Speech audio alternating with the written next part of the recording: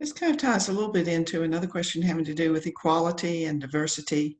Um, Over the last several years now, particularly with the domination of our legislature and also the governor's office with the Republicans, we've seen a lot of things like so-called religious right bills and other bills that are taking away some of the equality that has been fought for some time.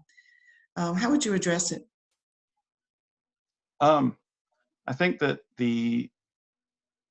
for equality, that to me ties into just the shape of government itself as to how the government is looking to use the powers that it has, and the money that it takes in taxes. Does it spend it mostly in affluent areas, or does it spend it mostly in the poorer areas? Do we leave school districts mostly on their own to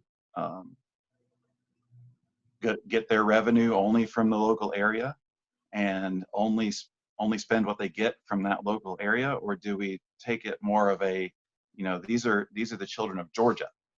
These are not just the children of Cherokee County or just the children of Holly Springs or just the children of my school district, right? These are the children of Georgia, and we can serve them. And at the same time, making it so that all that matters when you go to apply for a job is if you can do the job. If you've proven that you can do the job before, or if you seem to have the skills that are required, and not, what color is your skin? What's your accent sound like? How are you presenting today? It's important to treat people as people and not as a color or an assumed background or an assumed history or assumed traits, really, is the thing that gets us most of the time. As far as using the government for that, it's mostly in the money. It's mostly going to be in how do we distribute the funds that the government takes in to different areas. Because you can revitalize a place by making the roads better. And if you improve the roads in affluent areas maybe once every 5 years, and you improve the roads in the poor areas once every 7 years, that adds up. And that's just an example, but there are ways to fix this that don't involve going to a place and saying, you have to hire this many people and you have to hire that many people. You can get there with incentives and drawing people in and saying, we have incentives for women-owned businesses and minority-owned businesses and things like that. And the government can say, we preferentially, if it's two businesses that are equally capable of executing this work, and one is minority-owned and one is not, well, then preferentially we will give the business to the minority-owned business that's equally capable.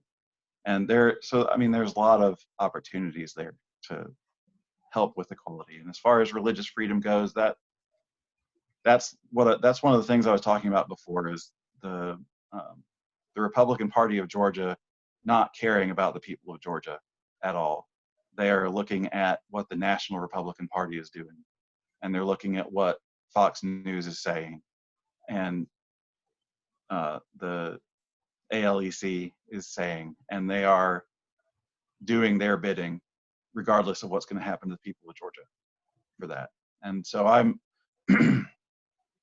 I would just say, why would we even bother considering the Religious Rights Act? Because we already have it. It's in the First Amendment of the U.S. Constitution. It's also in the Georgia Constitution. It's not something that you can make even stronger with a law that is basically a permission to discriminate. Georgia does not have a hate crime law. Would you advocate that? I think we should definitely look at it. A hate crime law could be many things. Mm-hmm. When people say that person has different color skin than me, I want to kill them. That's something that should be punished more harshly than I just I want to steal the thing that they have or whatever it is. Because it that sort of activity feeds on itself. You can sit there and talk about this kind of person does this with your buddy, and then he's like, yeah, that kind of person does that thing, and it starts to really build on itself, and it can get out of control. And when it does, we need to punish that harder.